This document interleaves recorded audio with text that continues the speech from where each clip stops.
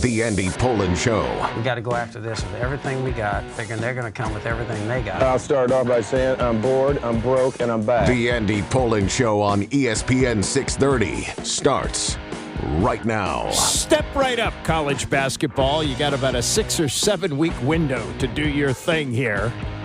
That's the way the calendar rolls these days. And once the NFL goes to 18 games, they're going to chew up this week as well. Season won't end until the day before President's Day. And college basketball season, which, used to take over in January anyway, now it gets closer to March. And, for most people, it's a 3-week season anyway for the NCAA tournament. But big win for Maryland last night. We will get into that. Baseball stuff as spring training is open for the Nationals. They'll have full squad workouts next week and a week from tomorrow. First Grapefruit League game of the year as they take on the Houston Astros. So we're starting to get into that spring stuff, but the NFL still rules the calendar. And, if you turn on ESPN or Fox or any of these channels right now, all they're showing you is Aaron Rodgers highlights or Cleveland Brown highlights or, basically off-season stories of what's going to happen next with those type of players, what the Browns are going to do as they move on from a nasty quarterback situation. The Jets have already said we're out of the Aaron Rodgers business. I mean, this is the way things work. And we will talk about what the Commanders want to do in the offseason, including a possible pursuit of Myles Garrett, who has made it clear that he wants out of Cleveland. And the other team that's really risen up, I say. It's just people speculating about them rising up, is the Philadelphia Eagles. Yeah, the rich get richer. And they have cap room because they've got a general manager who's been on the job for 25 years. He's built this team, this organization, into one of the best in sports, multiple Super Bowl appearances in recent years, multiple Super Bowls going back to the one that they won after the 2017 season. And he continues to restock and reload. And when there is a player like Myles Garrett that's going to be available, he's got the draft picks, the draft capital, as they call it, plus the cap room to make it happen. So we'll get to that shortly. I did watch most of the Maryland game last night. I fell asleep somewhere in the second half, but the Terps did not trail at all in the second half. It got close a couple of times, but they were able to hold on and beat Nebraska 83-75. It is tough to win on the road in the Big Ten, but Maryland has now won 3 out of 4. Probably should have made it 4 of 4. They had a really rough effort a week and a half ago against Ohio State where they had a big lead. I think they were up double digits in the first half and wound up losing, and they just could not hit free throws. They could not hit shots. Last night, they hit shots at Nebraska, and Derek Queen, who is in the discussion as one of the top 5 or 6 freshmen that this school has ever had. I mean, you put him up there with maybe a guy like Joe Smith. You put him up with John Lucas, who was that goes back to the early 70s. It's the first year that freshmen were eligible. I think of Melo Trimble, who had a great freshman year, just didn't get better. But he's been spectacular, especially in the last couple of weeks. And he had another double-double, 24 points and 11 rebounds. That's his 8th double-double of the year. But most importantly, Maryland hit shots, especially in the second half when they shot 58.5%, made 14 of 22 in that second half. And it was much better in terms of what they were able to do with Queen inside the paint. He had, again, most of his points inside the line there. And free throws, they hit 14 of 18. And that's after missing 21 free throws in the last couple of games. So they've got Iowa coming in on Sunday. They are in very, very good shape for the NCAA tournament. And, they may make a run and win the Big Ten. The way things set up right now, they have one of the top 4 spots, and the importance of that is you get a double bye. So they don't have to play the first couple of days and, might have an outside shot to win. Michigan State looks like the best team, but Indiana knocked them off this week, so you never know. But fun to watch Maryland in the last couple of games, and they got a nice little 5 o'clock start on Sunday. So they don't interfere with the NBA All-Star game, which is really a joke. I don't even really understand fully how they're going to do this year, but they've finally thrown in the towel on trying to make it like a real game because the two teams last year combined for close to 400 points. I mean, it's just a joke. The winning team had over 200. You just can't do that.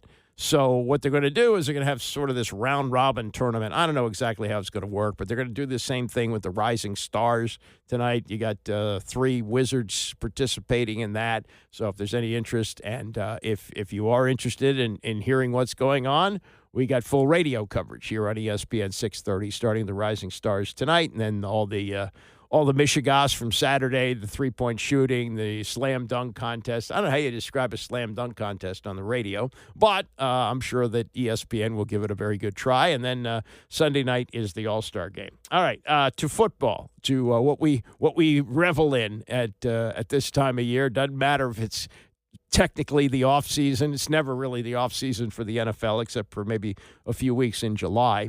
And with Myles Garrett making it known that he wants to go, the question is, where is he going to go? He wants to go to a contender, obviously. Browns don't have to trade him to a contender, and they don't have to trade him at all.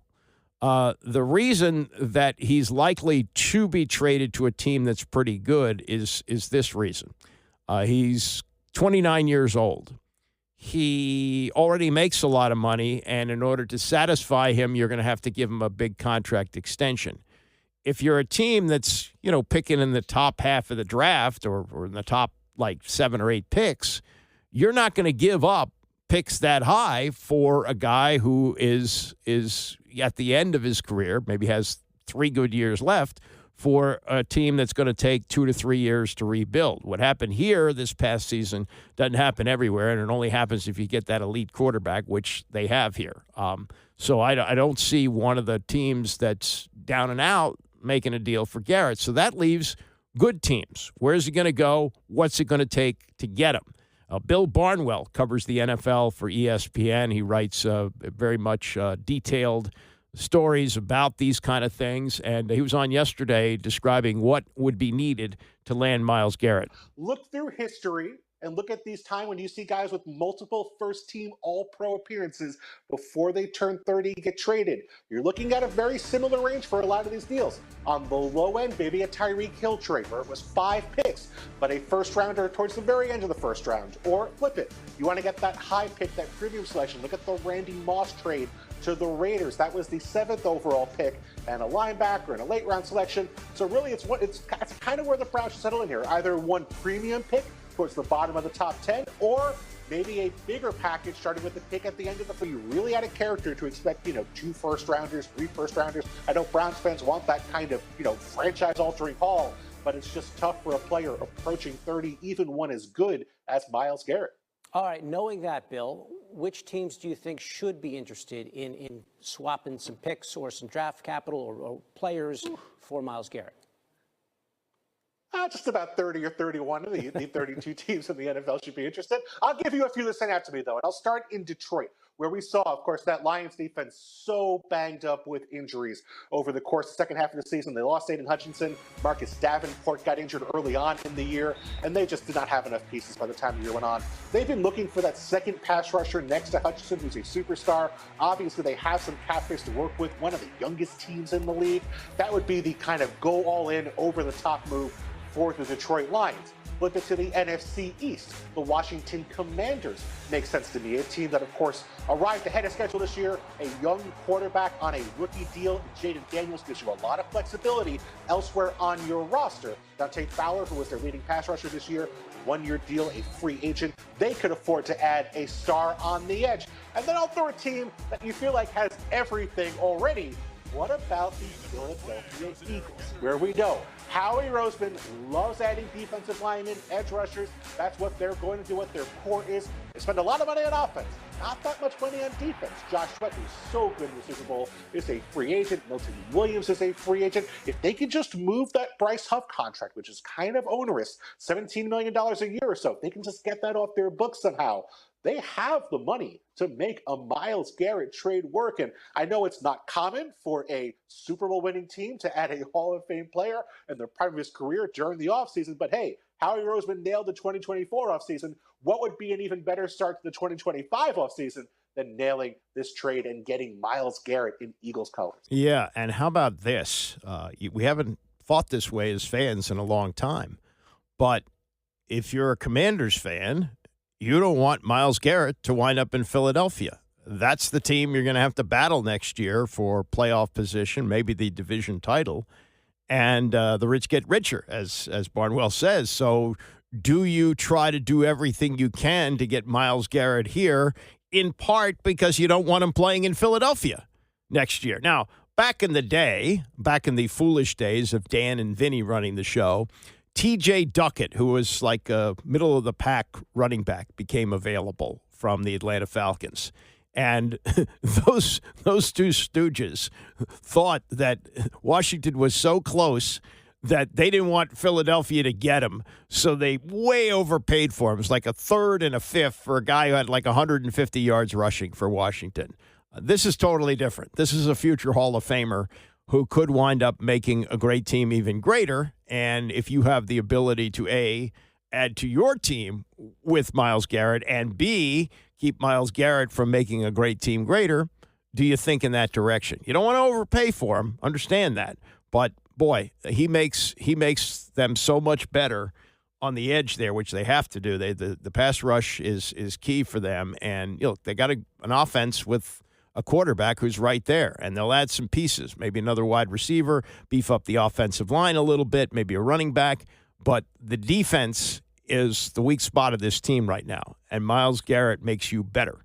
And if he doesn't wind up in Philadelphia, it helps to make them not even greater than they are right now, if that makes sense. All right, let me get to the other off-season question, or one of the other off-season questions, and what about the Minnesota Vikings quarterback situation? J.J. McCarthy was drafted in the first round last year. He did not play a snap because of a knee injury, and then Sam Darnold goes on to have a great season. He leads them to 14 wins. Kind of flamed out at the end, but they've got a decision to make on what they do. Do they let Sam Darnold walk? Do they franchise him and possibly have J.J. McCarthy sit on the bench for another year? How do you handle this? So yesterday on the Dan Patrick Show, the coach of the Minnesota Vikings, Kevin O'Connell, was on with Dan, and they discussed that quarterback situation and kind of a rhetorical question to start. What if in fact J.J. McCarthy had not gotten hurt last year? Would Darnold still have been the quarterback? We had just seen JJ, play in his first preseason game. There was a lot of positive things on that tape that left us as a coaching staff saying, we absolutely need to see this thing through to the end of training camp. But at the same time, everybody, and rightly so, everybody was talking about JJ as the first round pick and exciting young player we're fired up to have in our organization. Sam Darnold was having a really good camp.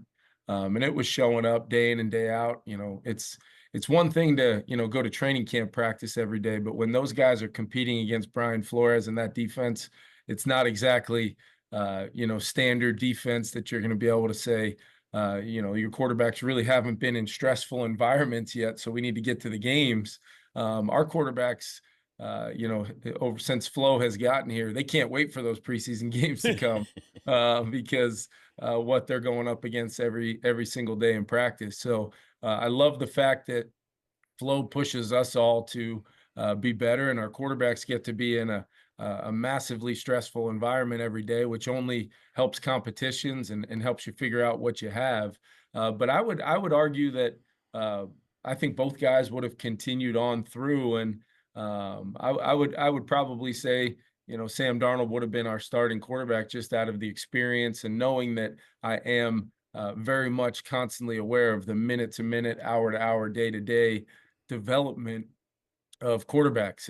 It's very important to me that I take the personal ownership and accountability to what that position ultimately feels from me, from a support structure, but also coaching. Josh McCown in the quarterback room, Wes Phillips as our offensive coordinator. We've got a pretty good setup around these guys that we feel like if we just invest in the daily, we're going to get positive results, and these guys are going to be kind of building themselves up to the opportunity to go have success playing in NFL games. When do you make your decision, or the team makes its decision on Sam Darnold? Yeah, it's it's an ongoing process right now, Dan. We're very proud of what Sam was able to accomplish. I mean, it's hard to win. Are you planning on him being there next season? Yeah, that's if you would have let me finish. I'm sorry. No, I'm just kidding. Yeah. But the idea is this: we're evaluating how we're going to move forward and put the best possible team together in 2025 and beyond. We know we're excited about JJ McCarthy. He confirmed a lot of the things in a very short amount of time that we had hoped to see from him before, unfortunately, getting hurt. And then Sam, took advantage of his opportunity and has really put himself as probably the premier player at the position going into free agency. And Sam's going to have some opportunities. We're working through what that looks like for us, while also having some other real impactful players set to be free agents as well. So I think a lot goes into it. We haven't made that decision yet. I talked to really all three, both JJ's here every day. But I talked to Sam yesterday for a long time, talked to Daniel Jones for a long time. I just want those guys to know that there's an element in this where our relationship matters. The communication between me and those guys has to be paramount, and the agents and our front office, those conversations will go on. But what we try to build here is something that I hope is always beyond that, above that. Especially me personally with the players. Vikings coach Kevin O'Connell, he's coach of the year. He mentioned Daniel Jones at the end of that. They did pick up Daniel Jones after he was released by the Giants, so he may be their veteran backup next season behind J.J. McCarthy. But the domino effect of Sam Darnold going from Minnesota, what does that mean ultimately for Washington? Because there's a piece here that you have to consider. Marcus Mariota is a free agent. They'd love to have him back. That worked out great this year as the backup to Jaden Daniels. But he probably wants to go someplace where he has a chance to maybe compete for the job. I mean, not realistic, but maybe he goes somewhere. Or he's from the West Coast and he would like to be closer to the West Coast and maybe in another mentorship role, depending on how the quarterbacks are drafted and things like that. I mean, maybe the Saints are a possibility. There's all kinds of places he could wind up. And so what happens, what happens with Sam Darnold, where he goes, I think will be dependent. I still wouldn't rule out Kirk Cousins coming here as the backup. I think that might be a great way for him to end his career and also maybe hopefully give a little bit of a middle finger to Dan Snyder across the pond. I don't know. But, yeah, that's going to be another one to watch. What happens with their quarterback situation, and do you free up a quarterback who had an unbelievable year and might be in a position to start someplace or certainly be an excellent veteran backup for somebody. Coming up, more offseason speculation. Micah Parsons clearly not happy with the Cowboys. Where could he go? He and Dan Quinn have a relationship, obviously. And then, curiously, Matt Stafford might be on the market. Mike Tannenbaum, who covers the NFL for ESPN, former GM with the Jets and the Dolphins, he's got speculation on that and more as we continue. It's the Andy Pollin Show, ESPN 630. The Andy Pollin Show on ESPN 630, the sports capital. Next hour, we'll do some more off-season football yak. It's a very good interview that was done in the midst of all the Super Bowl buildup with Arch Manning. Yep, Arch Manning has been like in cold storage for 2 years at Texas. He started only 2 games, but he is going to be one of the big stories in college football next year. It's crazy. But he's probably gone about it the right way, learned a lot about playing the position at Texas, wasn't thrown to the wolves. The 2 starts that he had were not against top-caliber teams, and he will be ready when he hits the field in the fall. And, he played a small high school in New Orleans, and, this is the way it used to work, that quarterbacks would be understudies for a while, and he could go to the NFL after next season, but I would think he's going to stay for 2 full years as a starter at Texas. But his outlook is really cool. He's got great perspective. Of course, he's from football royalty, and money's not an issue. Although his grandfather is the one who made the call on this, his namesake, Archie Manning, who said, you're not going to take any NIL money until you're a starter. Not that, he was wondering where his next meal was coming from at Texas over the last 2 years, but the big bucks won't start rolling in until this year. There's a guy who grew up in wealth anyway, but it's just interesting the way that they are handling it. They are disciplining in a way that probably makes a lot of sense. Mike Tannenbaum, former general manager of the Jets and the Dolphins, he's a regular on ESPN, and he was on our morning show yesterday on Sportsmanlike. And if you're not following this, Micah Parsons, star linebacker for the Cowboys, he's going into the last year of his rookie contract. And he has said if he doesn't have a new deal by the time training camp starts, he's going to show up, but he's not going to participate in any drills. It's going to be an uncomfortable situation, I guess, for the Cowboys. But this is Tannenbaum on what he believes the Cowboys need to do. I don't think they're going to trade him here. If they trade him, they're certainly not going to trade him in the division. But it would be really cool if Micah Parsons were to wind up in burgundy and gold, though unlikely to happen this year or any year. Here's Tannenbaum on that prospect. I would certainly try to keep him. The object of the exercise is to draft, acquire, and retain productive players. And, there's very few players on the planet that have been as productive as he has. With that said, I agree. We talked about this on Get Up yesterday. Now, look, they'll redo his deal. But right now, basically Dak's cap number is $90 million. Jaden Daniels is $9 million. I mean, and by the way, Jaden Daniels outplayed Dak Prescott, if we're being completely fair here. So now one guy, and again, it'll change, but is $91 million more on the cap. He's been hurt more, and he hasn't been as productive. So, Dak and the Cowboys right now, to me, Chris, are a lot closer to the bottom of the division than the top. But I do think keeping Parsons is really important. Another team that's down there at the bottom is the Cleveland Browns. And Myles Garrett has publicly said that he wants out. He was doing the media rounds Super Bowl week and really explaining his position. He has spoken to LeBron James about what life would be like if he was leaving Cleveland, but they don't want to let him go. If you were in the Browns front office, what would you do? Yeah, so, there's begging, cajoling, but you don't really think about trading a player like him, Michelle, until you feel like this guy is going to retire. And that, candidly, doesn't really start until like August or September. Look, this is an important year for Cleveland. Every year is important in the NFL. You want to, again, acquire players like Myles Garrett, keep players like Myles Garrett. And it's disappointing. Like, I think one of the things you have to do is an autopsy of your organization. Like, how did we get here? The easy answer, well, it's Deshaun Watson. No question. Right. But beyond that, like, what are we doing that a player like Myles Garrett, he's been productive. He's a leader by all accounts. He's a great guy. Like, why would he want to leave? So let's learn from this experience and then do everything within reason to keep him. And again, like, I would go see him. I try to be a good listener. I dealt with it a few times in my career, and it really stunned me. Like, I'm like, damn, like, what did we do wrong here? Like, why would a player want to leave us? Mm-hmm. And really try to work hard to make sure that didn't happen again. But gosh, like, we were hypothesizing in the fall, like, does he go to Detroit, and what does that look like? I mean, he is as good of a player, in my opinion, right now in the prime of his career. How many times do you see a Hall of Famer in the prime of his career available in a trade? Yeah, but I'll tell you, the NFL is becoming more like the NBA, where star players who aren't on good teams say, this is where I'd like to go, and sometimes they get accommodated. Oh, this is who I'd like to take with me. It doesn't quite work like that. But there's more power now in superstars that they can move, and they can go where they want to go. We'll see what happens on the Parsons situation. A lot of these analysts I'm listening to say it's not the right move for the Commanders. And if you go by what Adam Peters did in year one, now I don't think they had any expectations of a season like the one they just had. But, he didn't go overboard. He had a lot of cap room. And in the first year, he went very conservatively.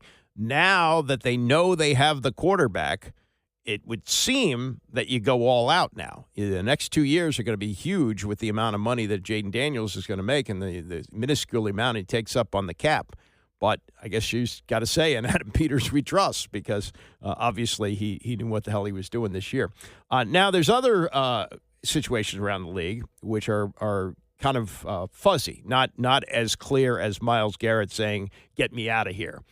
Matt Stafford has said that he's coming back to play for the Rams. He's making like $25 million. They're going to have to double that if he's going to play next year. He's not going to play for the money he's making now.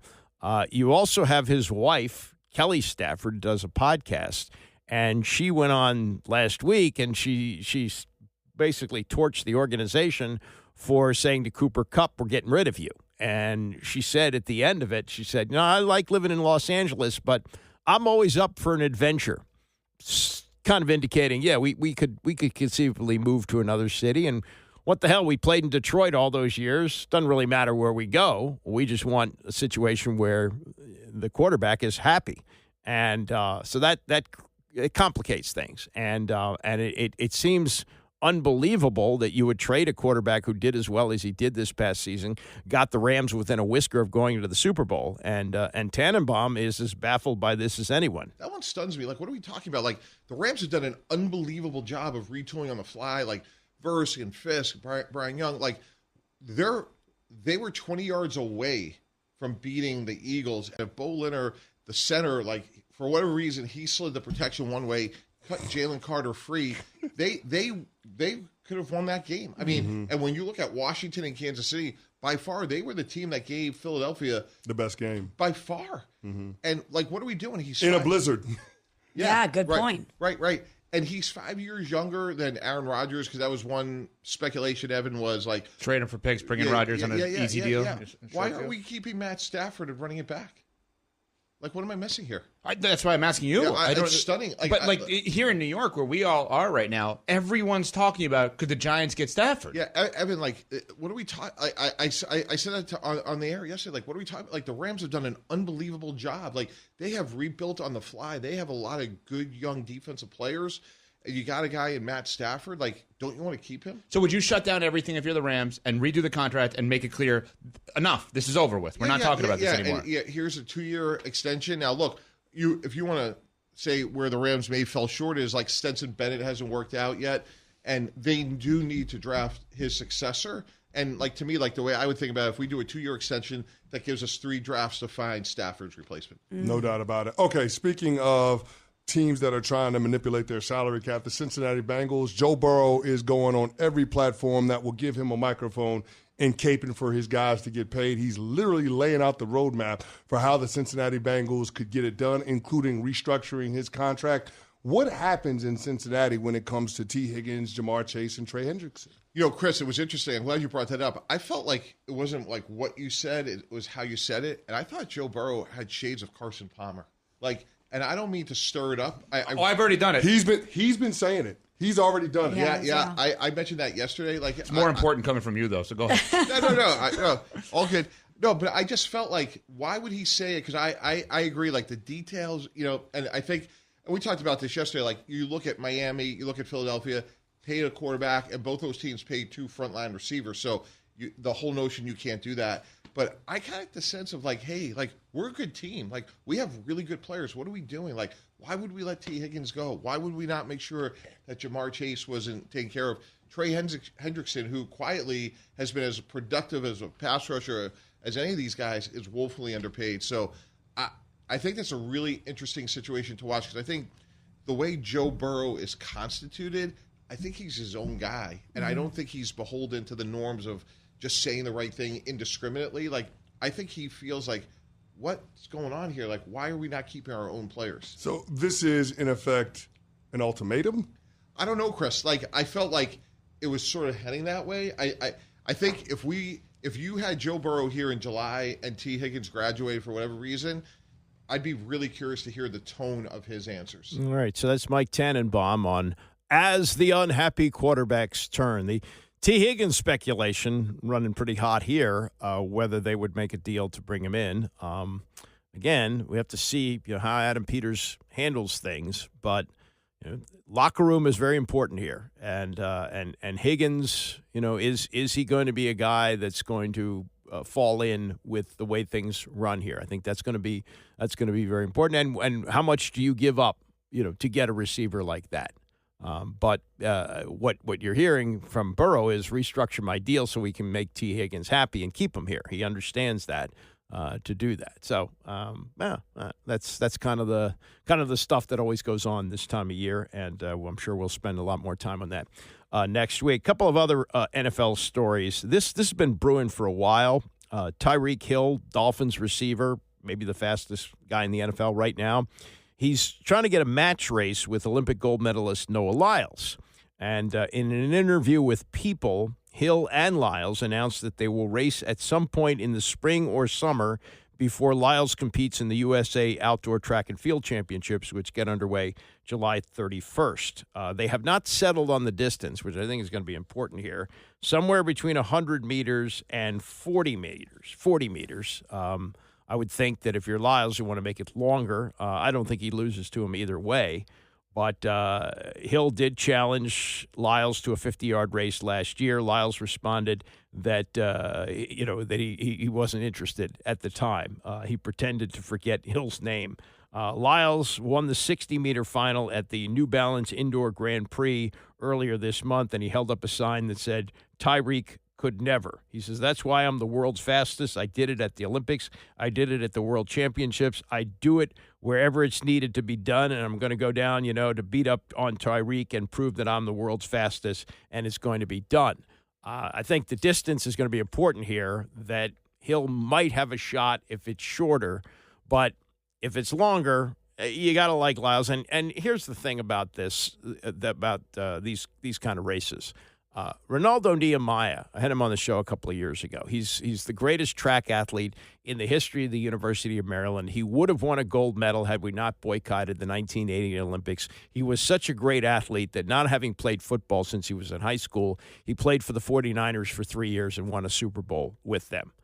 He was just a tremendous, tremendous athlete, and time and place, he wouldn't have had to do what he did to go to the 49ers. He would have made enough of a living in track and field, but in those days the rules were different. Amateurism was a different type of business at that point. But I had him on, and he said, "Ain't no way." He didn't use that word. He said, "No way that Tyreek Hill would beat him. It just wouldn't happen." He says a track athlete of that level, it's all about the start. He's getting out of the blocks faster, and he knows how to run that race. It's a lot different running in pads than it is running a sprint race like that. So I don't think he would give Hill any kind of a chance here, and I would have to yield to Ronaldo Nehemiah, who has obviously forgotten more about track and field than I'll ever know. Travis Kelce kind of hemming and hawing about whether he's going to play again next year. According to The Athletic, the Chiefs have given him a deadline to make that decision, and that's around March 14th. The new league year officially opens March 12th, which is when you start to pursue free agents. So they want to know about the cap space, or I don't think it's even out of the question that they'll shove him out the door. The amount of money that will count against the cap next year if Kelce plays, $11.5 million, which he's worth if he's the Travis Kelce of 2023. What we saw last season, and certainly what we saw in the Super Bowl, not quite the same. So my guess is he's going to retire. He and his brother making a lot of money doing the podcast, and I think his brother, who is certainly less profile than Travis. I mean, Jason, yeah, he was with the Eagles, and he won a Super Bowl with them, and because of his brother, he gets some of the shine off him. But Travis is the more famous brother by miles. He's dating Taylor Swift. So I would think that the opportunities for him would be far greater. And both of them did a Saturday Night Live last year. I think it was about a year ago. And most of it was Travis. He's good. He could step right in. So I would be surprised if he plays another year. I think it's one of those things like, if they had won the Super Bowl, then you try to go for 4. But when you not only lose and you get your butt kicked, yeah, nobody wants to walk off with a sour taste like that. But do you try to milk it longer? You're already in the Hall of Fame. You got 3 Super Bowl championships. I mean, really, what more? And the new frontier, those new doors are opening up for you. So there shouldn't be any problem stepping right into that. A lot of baseball to get to in the next hour. Mike Rizzo spoke at spring training yesterday. We'll go through his comments. Plus, there's been a big move of a big name from Houston to Boston. We'll get to that and more as we continue. It's the Andy Pollin Show, ESPN 630. You have the number 1 quarterback last name in the whole world. Part of the Manning dynasty. Yet, you haven't been able to get on the field, really, for the last 2 years. And yet, You will be the biggest name in college football once the season begins next year. Really an odd set of circumstances for Arch Manning, who had I thought, a really good conversation with Marty Smith during Super Bowl week, which kind of got lost in the shuffle. We'll go through the highlights of that later this hour. A lot of baseball to talk about. And 32 years ago today, Joe Gibbs won Daytona 500, which I believe had an enormous impact on the Washington Redskins over the next few decades. And we will get to that coming up shortly. The baseball spring training is open for business. So we got pitchers and catchers working out. They're supposed to have a full squad workout Tuesday. And then the first exhibition game is a week from Saturday against the Houston Astros. Opening day for Major League Baseball is just about a month away. Season used to open in mid-April, and now it opens in March. The Nationals get started, I believe it's the 27th. They get started at home against the Phillies. It's like a 4 o'clock game. And somewhere internationally, there's going to be a game on the 18th of March, right in the middle of March Madness. There's just money to be made, not just here, but all over the world. So they're gonna take the short money to do that. But as far as money and baseball goes, not much of it spent by the Nationals in the offseason. Now they're still on the hook for Steven Strasburg's contract. He's chewing up $25 million of their payroll this year not to pitch. Their opening day payroll, according to what Mark Zuckerman has at Masson, it's projected to be $94 million, 94, which is down $10 million from last year when it was $104 million. You got payrolls that I think they're close to 10 times that. Across with the Yankees and the Mets and the Dodgers, the big money teams. And a couple of years ago, Mark Lerner gave an interview with Dan Coco, and he said, the money's there. Whatever Mike Rizzo needs to spend, he's got free reign to do it. Well, does he really? Rizzo spoke yesterday. I was looking for the audio for this. I couldn't find it, but Mark has some of the highlights of what he said. And Rizzo said about the salaries for this year, he says the salaries of the players on the field are about the same, if not a little less, but I think we're a better team than we were last year. And he kind of got caught up in this. He said we filled a bunch of spots that we needed to fill without expanding too much of the budget too much and blocking prospects too much. Asked to clarify, Rizzo added, without blowing up the budget. And when he says blocking prospects, that means that you bring in veterans who would, take up playing time for prospects that could conceivably go to the major leagues. Also, you don't want to lose prospects when you sign free agents. So, there's a lot of things that go into this. But the bottom line ain't that great. They did pick up 7 players in the offseason, 6 by way of free agency. Michael Soroka, Trevor Williams, Josh Bell, who's back. Remember, he played first base. He's going to DH now. I believe they didn't have the DH when he was here the last time, if I'm not mistaken, but he's now going to be their DH, making $6 million, not breaking the bank. Jorge Lopez, Ahmad Rosario, and they signed a Japanese player, Shinsuzuki Ogasawara I believe is how it's pronounced. And then they traded for Nathan Lowe, who is going to play first base. He's Gold Glove first baseman. And those guys are going to make slightly less than $40 million this year. So, it's not a big money go for it. During the years they were really good, they did spend some money. They had the payroll, I believe, over $200 million, but with no salary cap in baseball. This is a very important point.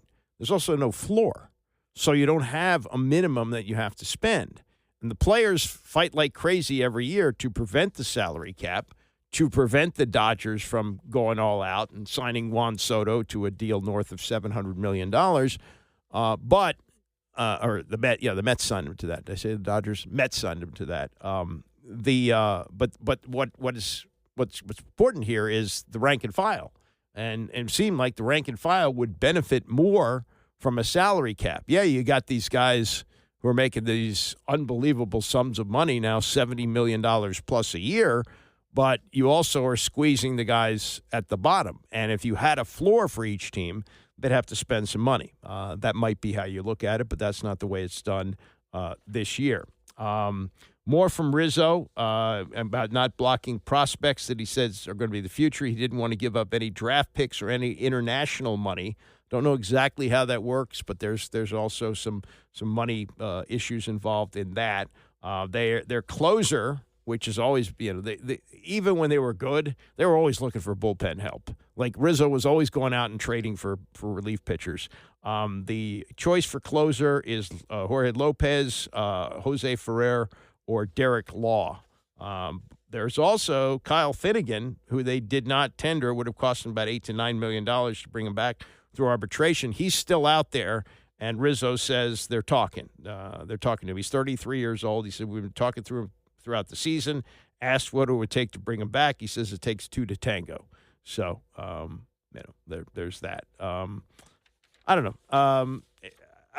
I think I'm still at the point, I think I feel this way. I'm still at the point where, even though this is season 20 for the team, I'm still happy that we have a baseball team. I know there aren't many people out there like me, but I went through the 33-year drought of no baseball here. So when they first came back, and they were actually good, they were in first place on the 4th of July in 2005, I looked at it like, wow, I would have been enough, like the Diano thing that I always say. It would have been enough just to have a baseball team here and to have a baseball team that's good. Now, they were playing over their heads. They went to 500 by the end of the season. They started selling off veterans to rebuild the farm system, which had been decimated in Montreal because, believe it or not, Major League Baseball owned the team. They intended to contract the team, but before they did, they wanted to get as many people at the ballpark as they could, so they thought if they had a competitive team, they would be able to do that. Well, it didn't work out that way, and we wound up with the team. And then they had a team that was good for a long period of time, and they won the World Series. And, when you think of the Red Sox going 86 years without one, and the Cubs went 108, to have a team here that was here, 15 years, and they won a World Series, pretty good. So I'm not ready to get all up in arms that the team is not as competitive as it used to be, but sooner or later, with these prospects developing, you're going to have to spend some money to have a good team. And it was pointed out that they had an opportunity to get a couple of guys who they were outbid for. The Alex Bregman's name also came up, but when you find out what Bregman got to go from the Astros to the Red Sox, they just weren't in this ballpark. I mean, he signed a 3-year, $120 million deal, and there have been reports that for whatever reason, the Red Sox were apparently bidding against themselves because the next highest offer he had was like $30 million a year. And the Astros attempted to keep him, but he wasn't interested in doing that. They had an offer of 6 years, $156 million. He also turned down the Tigers, who were offering 6 years at $171 million. So it's a shorter-term deal, but it's $40 million a year. And he had been playing on a deal that was $100 million over 6 years. So this is a significant per-year raise. Tony and Mike taking a look at the Bregman move yesterday on PTI. The longtime Astro third baseman picked the Red Sox over the Tigers and my Cubbies, agreeing to a 3-year deal worth $120 million. And he's got outs after each season. Boston hadn't signed anyone big in years, and Jose Altuve stumped openly for the Astros to keep Bregman. Yeah. So, Tony, do you see this as more meaningful in what it adds to the Sox or subtracts from the Astros? Can I say both? Because both things are true. The Red Sox haven't been an important team since they traded Mookie Betts. They haven't spent any money. I think they made the playoffs once in the last 5 years. The Yankees and the Orioles left them in the dust. They're getting a guy who is an all-star third baseman who goes to Fenway and hits. Listen to these numbers. When he was with the Astros, he played in Fenway 21 games, batted .375, 16 extra base hits, 15 RBI, and at 31 should still be in his prime. His numbers are not great for a guy you're going to pay $40 million even for 1 year, even if he opts out. I don't think that the money is why you sign him or don't sign him. The thing is, he's also a core guy for Houston. There's him and Altuve. They are the core guys. You might say Verlander, but Verlander's left also. He went to the Giants. These two guys, when the flack was raining down after the cheating scandal, they stood there. They took the hits. They took the insults. They took the boos. Other guys left, right? So George Springer, he left. Carlos Correa, he left. Yuri Gurriel, he left. And Bregman and Altuve, they toughed it out. Bregman, they toughed it out. They love him in that locker clubhouse. Tony, I get it. He's a pillar to that franchise. Okay. So when he leaves, it's going to be more than just his numbers. And his numbers were good. His numbers are good, not great. But Houston 191 homers. Cranks out prospects. Now, I know the Red Sox right now are listed, if you care about these things, as having the #1 farm system I didn't know that. in baseball. And one of those guys must be a second baseman, which the Red Sox didn't have. And they're talking about Bregman moving over to second base if that, because Devers is not their ideal third baseman anymore, not great of field. Okay, fine, all that. The Astros crank out prospects. They do. They'll find a replacement. Yes. They replace everybody. Yes. You just mentioned terrific players who were there to win, and the Astros sort of keep going, and they don't have them anymore. So I think this is about additive quality in Boston. I think the Astros keep marching because they know who they got in their farm system. I have reached the point where I no longer want to see the people who played on the Astros team pilloried.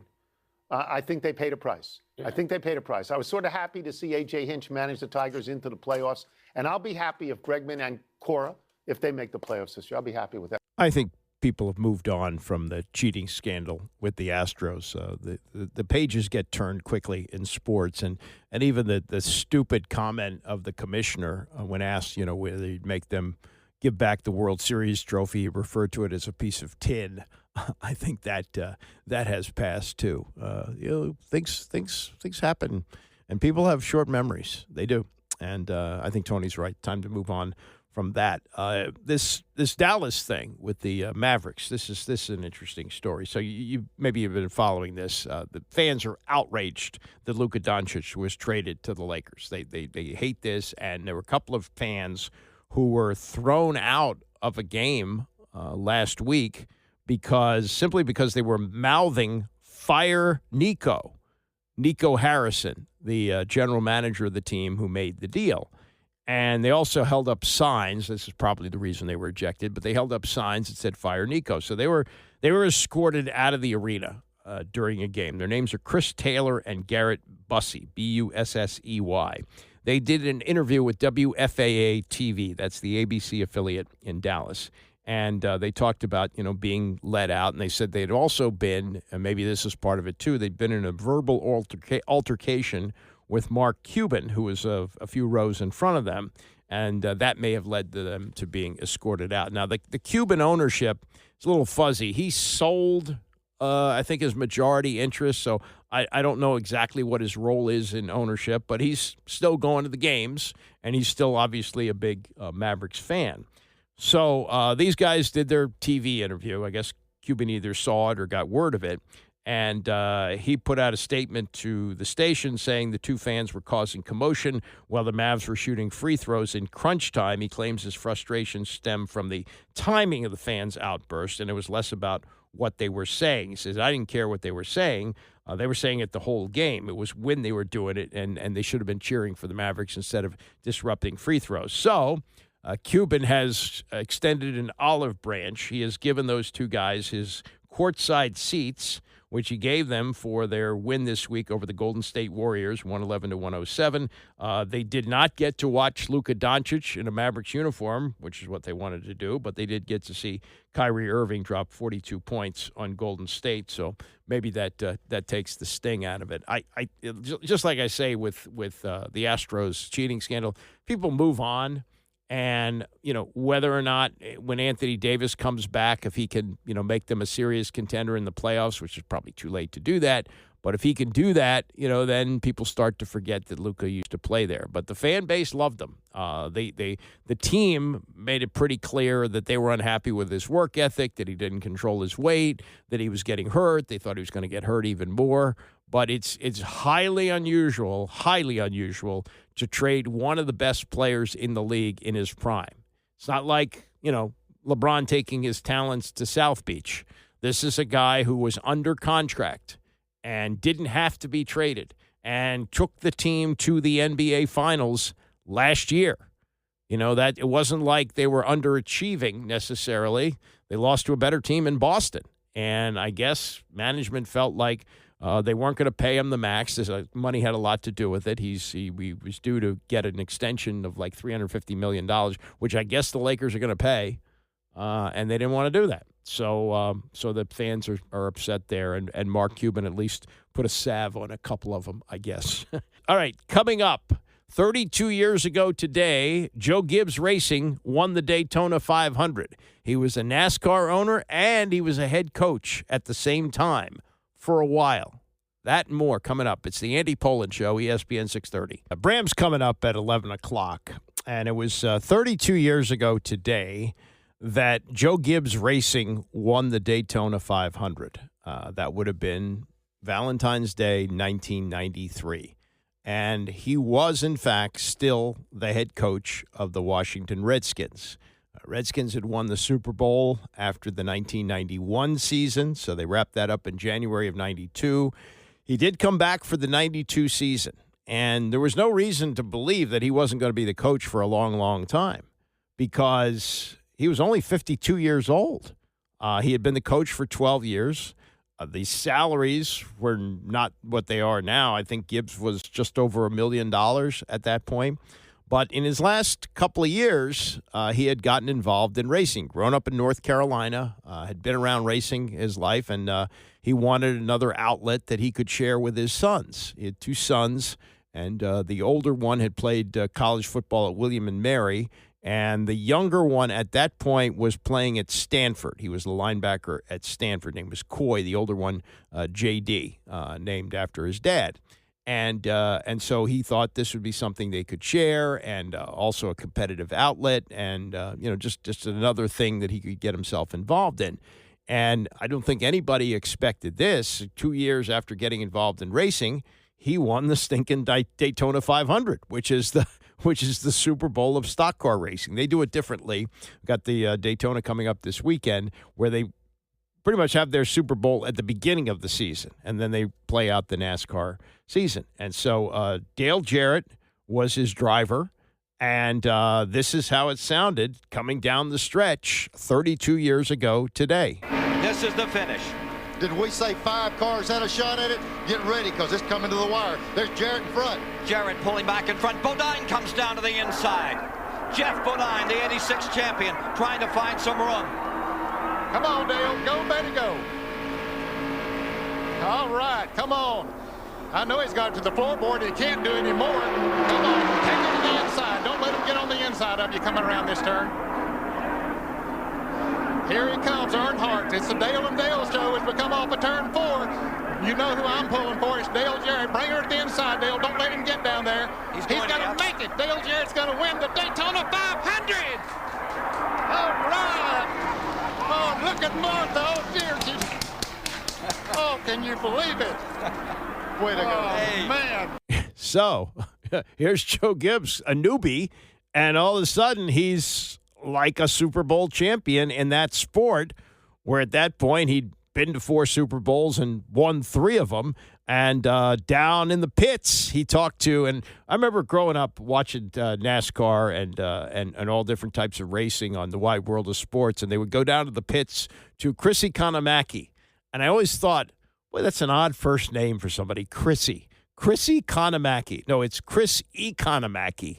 So 32 years ago today, Joe Gibbs, after winning the Daytona 500, got to talk with the most famous pits interviewer, Chrissy Kanamaki, after winning, and he knew the number one thing you got to do in these type of interviews, get the sponsors in. And he wasn't fully prepared, started to ramble, and as you'll hear, Kanamaki kind of cuts him off. Joe, this is the Super Bowl of stock car racing. I just got drenched with that Gatorade they aimed at you.